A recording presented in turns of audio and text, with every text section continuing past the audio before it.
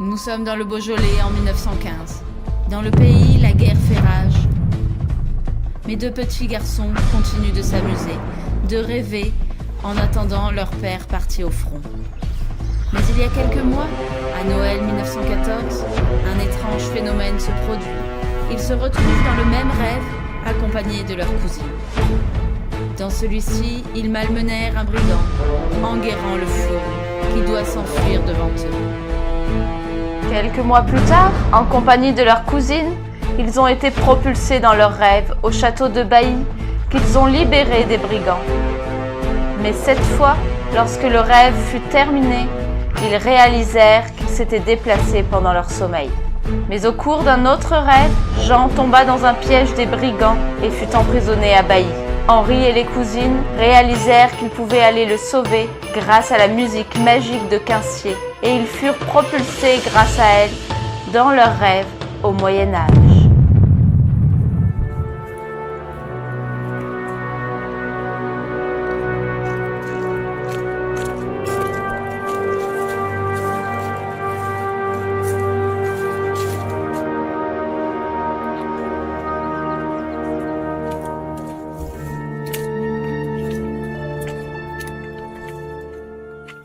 Henri, es-tu certain que nous sommes sur la bonne route? Mais oui, Jeanne m'a dit que c'était par là. Moi? Mais Henri, nous te suivons depuis tout à l'heure. Je crois que tu exagères un tantinet, mon cousin. Et voilà! C'est de ma faute! Attendez, regardez, il y a un monsieur là-bas. Oh, qui va là? Qui êtes-vous? Je suis Messire Henri, et voici ma suite. Sa suite? Tu es bien jouvenceau pour te trouver ici avec une suite. Comment ça? Je n'ai peur de rien. Paix, mon petit seigneur, je dis simplement que tu t'es aventuré loin de ton logis. Rien n'est trop difficile pour la jeunesse, disait Socrate. Soit, je ne connais pas ce Socrate, mais je vous laisse. Henri, tu lui as manqué de respect. N'oublie pas que Socrate se plaignait aussi de la jeunesse qui ne respecte pas les anciens. Et puis, accessoirement, ce monsieur prend nos idées. Bon, vous avez raison, je vais faire amende honorable. Messire! Oui, demoiselle. Mes propos ont dépassé mes pensées. C'est un peu court. J'ai été un peu abrupte. Tu es sur la bonne voie. Je vous présente mes excuses. Nous y sommes. Je les accepte avec joie. C'est un plaisir de voir la noblesse d'un jeune cœur qui humblement reconnaît ses erreurs. Tu pourrais lui embrasser les pieds en signe de déférence. Bon, je crois que ça suffit maintenant. Mais êtes-vous tout seul? Oui, mon cheval a trépassé non loin de là. Et mon vil serviteur Raoul a fui lorsque je lui ai expliqué qu'il fallait porter mon bardin. Fichte, pas très courageux le gaillard. Mais c'est le monsieur qu'on a vu tout à l'heure. Oui, tu as raison, mais faisons comme si on l'avait pas vu. Et où allez-vous comme cela? En direction du château de Bailly, retrouver mon frère. C'est bizarre. Quoi? Bah, vous allez du côté opposé? Du côté opposé. Oui, c'était une ruse. On fait semblant de se tromper Pour pour faire comme si on était un peu bétail et on ne connaissait pas la route. Soit, je me joins à vous. C'est à peu près ma route. Mais vous avez parlé du château de Bailly. Oui, c'est ça. Mais savez-vous qu'il est à la merci de brigands maintenant?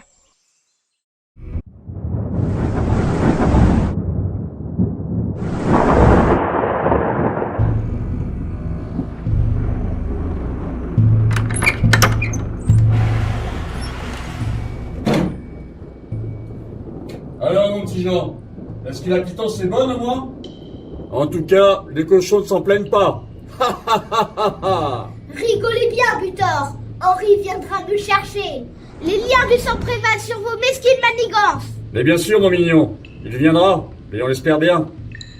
Cette cage peut bien l'accueillir également. Foutriquet, vous ne savez pas ce qu'est une famille unie. Tu as raison, et c'est pour ça que je m'arrange pour qu'ils ne soient pas unis.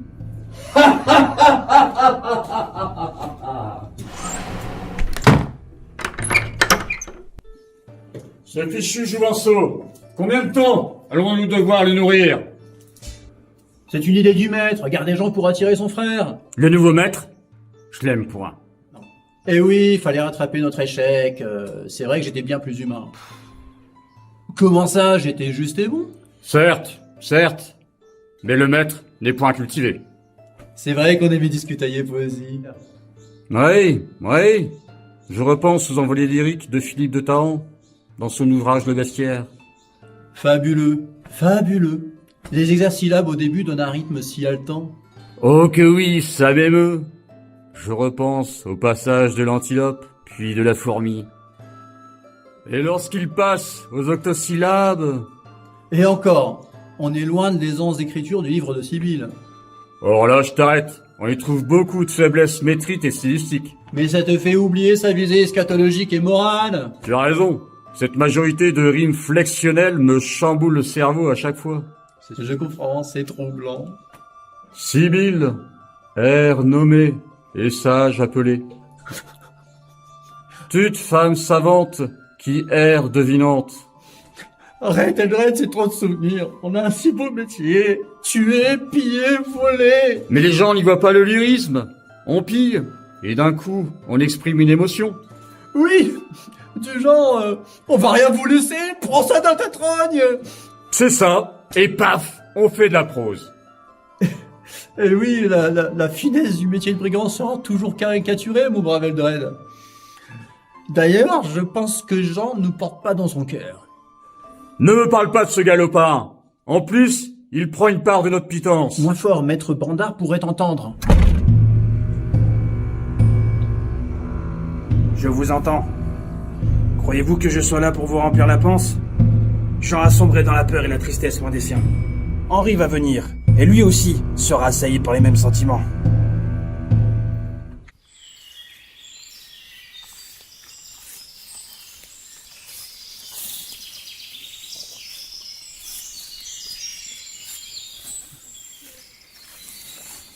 Ce pays est bien beau. Êtes-vous d'ici? Oui et non, c'est un peu compliqué. Votre réponse est bien étrange, mais en tout cas, je m'y arrêterai bien. J'imaginerais mon castel en haut d'une colline, mais quel plaisir de manger sur une terrasse. Oh oui, un beau restaurant avec une vue panoramique. Certes, c'est surtout pour surveiller qu'il n'y ait pas de horde de brigands au loin. Messire, Oui, Preux Henri. Frère Henri, on se demandait si vous pouvez pas nous aider au château de Bailly. Je le ferai avec plaisir, mais je dois prendre ce chemin qui bifurque. Car je sens que ce faquin de Raoul l'a pris. Car c'est un chemin moins fatigant. Ah bon, ça ira tout de même, on y arrivera. Au revoir.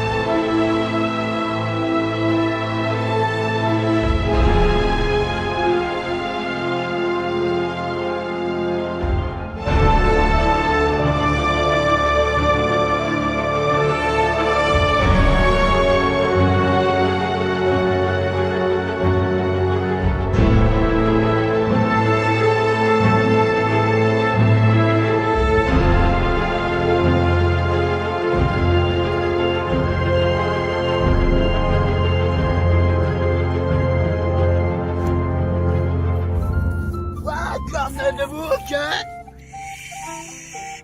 Je ne suis point là. Quel curieux personnage ce Raoul de Godorzeld. Alors Jean, tu as la tête ailleurs? Habituellement, tu es un tout petit peu plus vigoureux que cela, hein? Tu sais, la vie n'est que lutte contre soi-même, contre les éléments, contre les circonstances. Et celui qui n'arrive pas à élever son cœur au-dessus de tout cela est destiné à succomber. Je vais sortir d'ici pour ma famille. Je vais m'en sortir.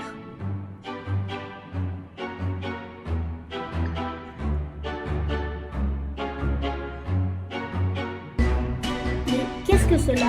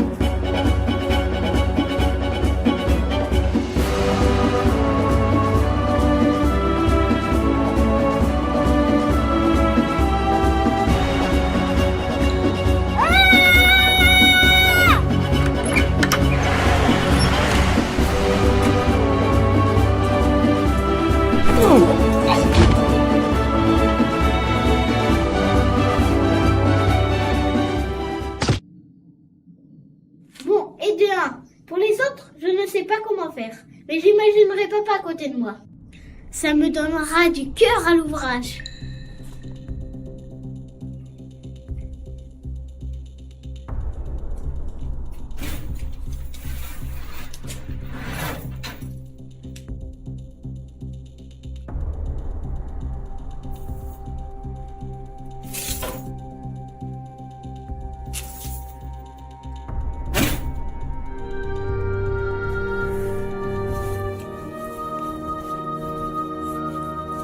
Regardez le château de Bailly.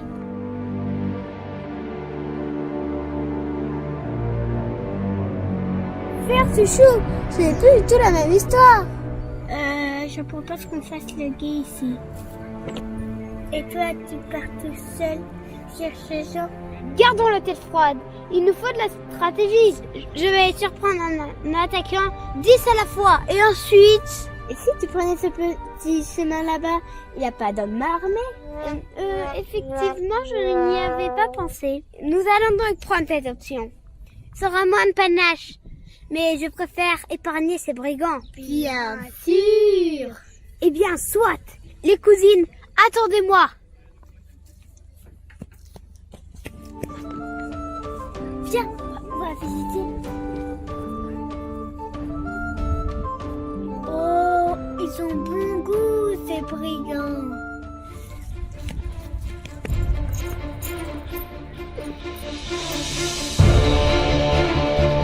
Qu'est-ce qu'il fait là, celui-là?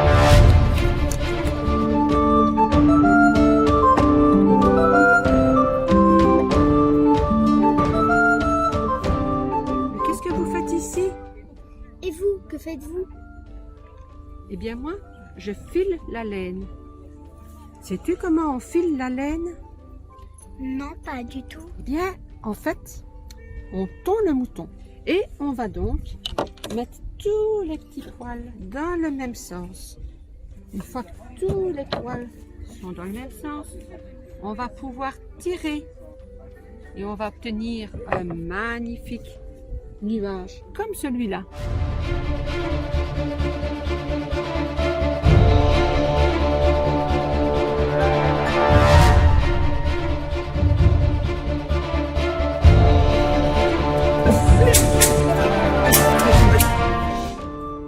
Et puis, grâce à notre fuseau, eh bien, on tourne et on fait notre fil.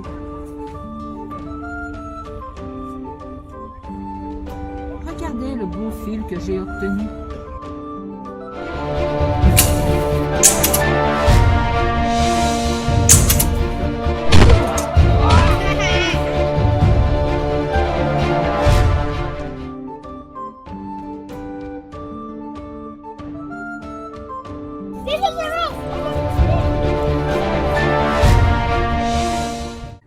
Maître Brandard, Jean s'est échappé. Enguerrand, mais tu es doué pour te faire rosser par les jouvenceaux. Nous avons aussi trouvé Eldred assommé. Nous ne devons pas essuyer un nouvel échec. Va chercher Eldred, nous partons sur le champ le ramener.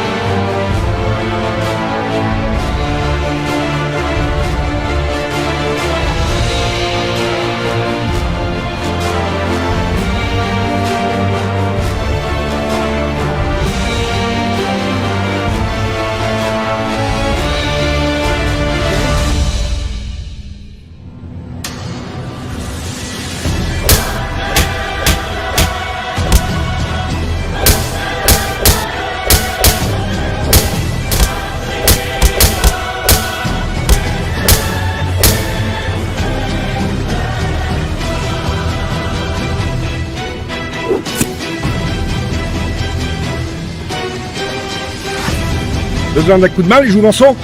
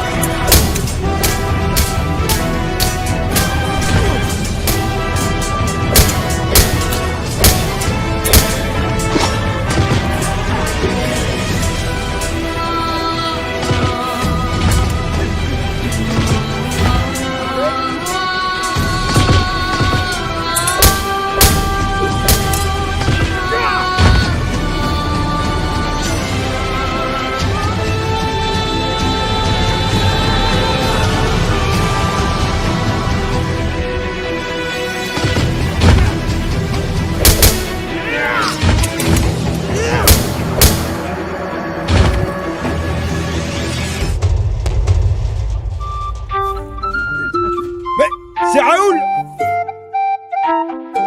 Ah, je ne suis pas là, vous m'avez pas vu. Au revoir, au revoir. Au revoir les enfants, on se reverra, c'est sûr. Au revoir mes filles. Bravo les cousins. Merci Henri. Merci les cousines. Je vous dois une fière chandelle. Oui, voilà ce qui arrive quand un petit frère va assiéger tout seul un château. Mais ça nous a bien plu cette nouvelle aventure. Mais où est Alix? Elle est restée au château et elle pense qu'elle a tout compris. Et donc elle explique à tous les enfants pourquoi nous sommes ici. Oh les pauvres! Oui, allons vite les libérer.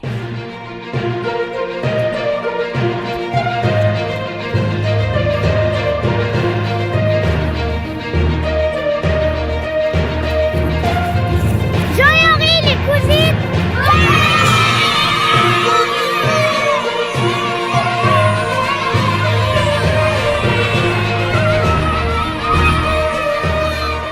Alors Jean, t'étais dans l'avion? Quel avion? Je t'expliquerai, Jean. Oui, oui, Alix. Jean, Henri! Jean, Henri! Jean, Henri! Jean! Charmant ce petit garçon. Oui, c'est petit Louis, un de nos admirateurs. Quelle joie de vous revoir avec Jean. Oui, ça mérite une petite collation. Oh que oui! Et une grande fête. Comment va Isolde? Il faut lui laisser le temps. Vous verrez, vous vous entendrez bien. Il sera impératif dans tous les cas de lui parler, car il faut trouver un moyen pour libérer Bailly. Vous feriez cela pour nous? Mais oui, on est une famille, et dans une famille, on s'entraide tout le temps.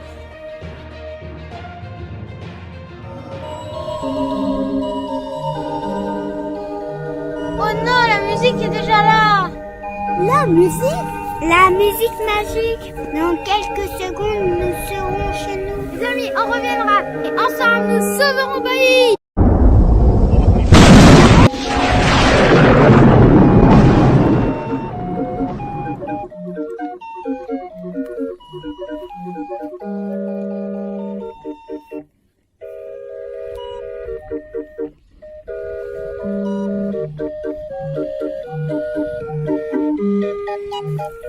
Jean, tu es avec nous? Oui, ma peur est vaincue. Merci Henri et les cousines. Vite, rentrons. J'ai hâte d'être à la maison. Merci monsieur le musicien. On dirait la musique de Laurent Lagrosse. Merci ma petite, merci à toi, car j'entends d'ici la musique du courage et de la confiance. Oui, celle-là est bien dans ton cœur. Écoute-la toujours. Au revoir.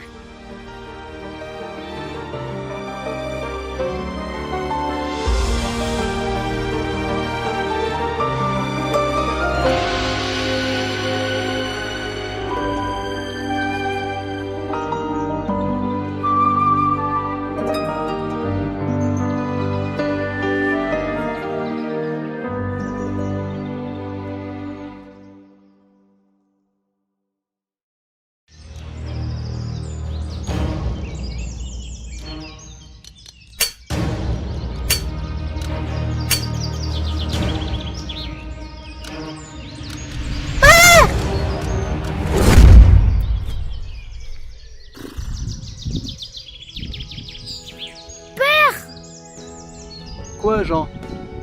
Je crois qu'on a retrouvé l'esprit de famille. Jean, Henri.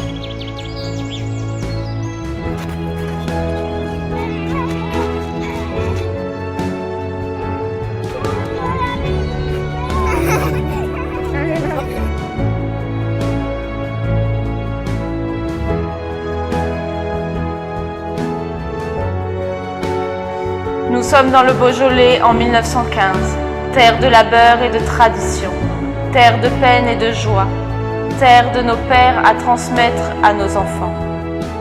En cette terre fécondée par leurs ancêtres, des jeunes enfants vivent des aventures extraordinaires. Et ces aventures font battre de plus en plus fort dans leur cœur leur adage familial. Le pieux souvenir des fils rend les pères immortels.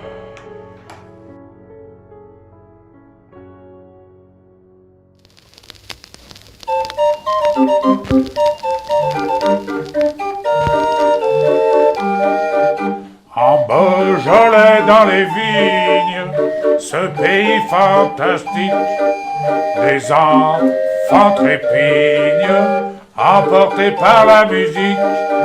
Leur parcours sera semé d'embûches, mais nos braves petits gars, ensemble jamais ne trébuchent, car la famille est là, emportée comme dans leurs rêves. Il n'y aura plus jamais de trêve. Ce sont les aventures, oui, de Jean et Henri. En avant pour le Margouli, les brigands auront la vie dure. Aidés par les cousines, ils parcourent les châteaux avec les méchants, les marauds qui fulminent.